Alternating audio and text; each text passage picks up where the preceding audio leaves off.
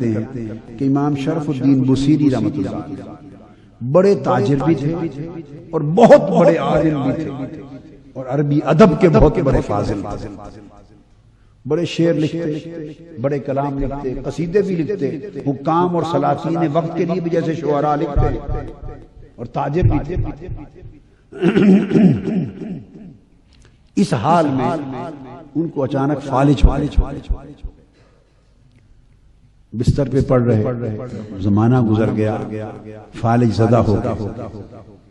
ان کو خیال آیا کہ اب فالج میں بستر پہ پڑا ہوں تو آقا علیہ السلام کی بارگاہ میں کوئی درود بھرا قصیدہ لکھوں، درود بھرا قصیدہ لکھوں، درود و سلام کے ساتھ مانگوں. تو حضور علیہ السلام کی بارگاہ میں ہدیہ درود و سلام کے ساتھ قصیدہ لکھا اور 166 اشعار اس قصیدہ بردہ شریف کے، 166 اشعار، کچھ اضافی بعد میں مشاق نے ملا دیے تو 162 تھے. 166 اشعار کا قصیدہ بردہ لکھا.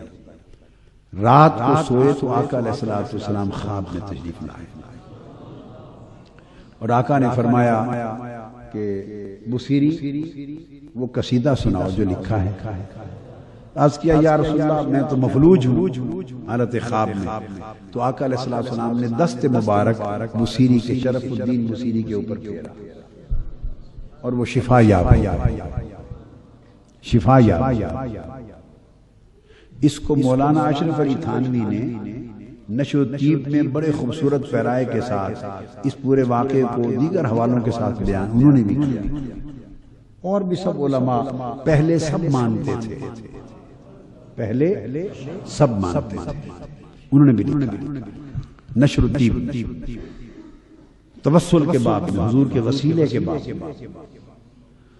تو آقا علیہ السلام کے دست مبارک سے شفا یاب ہو گئے. پھر انہوں نے قصیدہ پڑھا اور آقا علیہ السلام سن کے اس طرح جھوم رہے تھے، دائیں اور بائیں جھوم رہے تھے.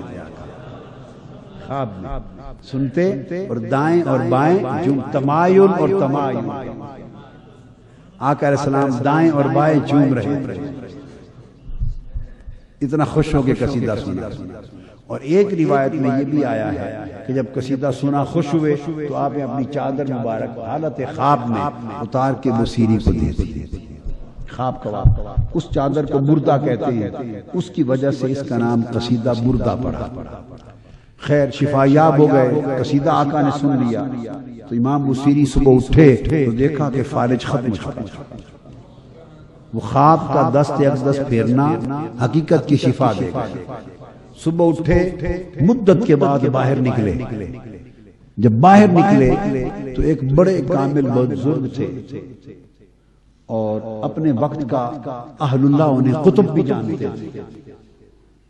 اور بعضوں نے ان کا نام شیخ ابو الرجا بیان کیا.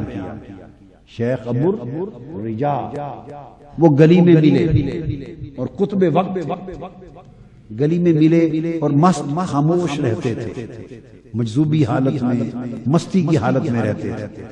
ملے تو آپ نے بصیری کو آواز دی، بصیری بات سن. قریب آئے تو کہا کہ وہ قصیدہ مجھے بھی سنا.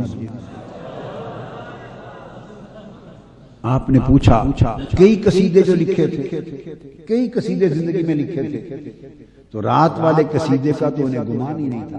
تو پوچھا کون سا قصیدہ، کون سا قصیدہ؟ تو شیخ ابو الرجا اس ولی اللہ فقیر نے کہا وہ قصیدہ جس کے شروع میں امن تذکر جیران الذی سلمی،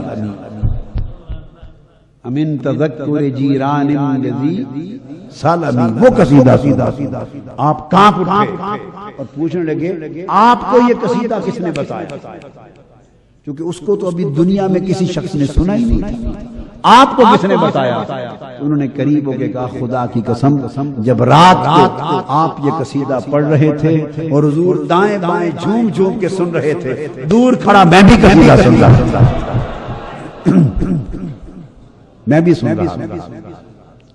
آپ نے وہ قصیدے کی اوراق، اس کی ایک جو کاپی تھی وہ انہی کو دے دی.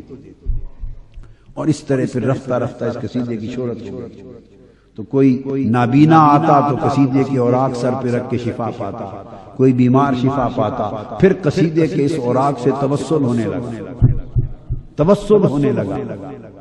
تو مولانا اشرف علی تھانوی جو علماء دیوبند کے استاذ اور شیخ ہیں، کل علماء دیوبند کے استاذ اور شیخ ہیں، تو تھانوی صاحب لکھتے ہیں کہ اگر وہ کاغذ جن پر آقا علیہ السلام کا صرف قصیدہ نعت لکھا ہوا ہے اور وہ لفظ ہیں، جس کاغذ پہ حضور کی نعت اور قصیدے کے اور درود و سلام کے لفظ لکھے ہیں، ان لفظوں برے کاغذ کے توسل سے شفا ہوتی ہے، تو حضور کے توسل کا عالم کیا ہوگا؟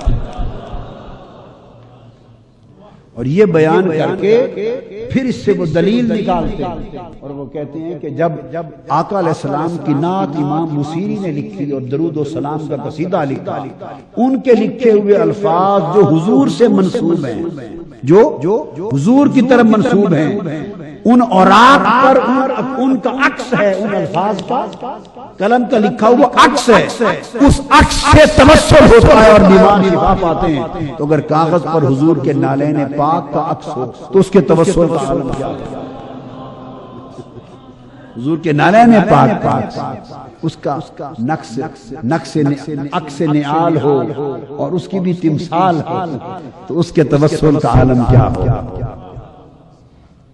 اب آپ سمجھئے نا بات؟ تو آقا علیہ السلام کی بارگاہ میں درود و سلام، اس کی برکتیں ہیں، اور سب سے بڑی برکت یہ کہ اس کو کثرت کے ساتھ پڑھنے والے کو آقا علیہ السلام کی حضوری میں قربت نصیب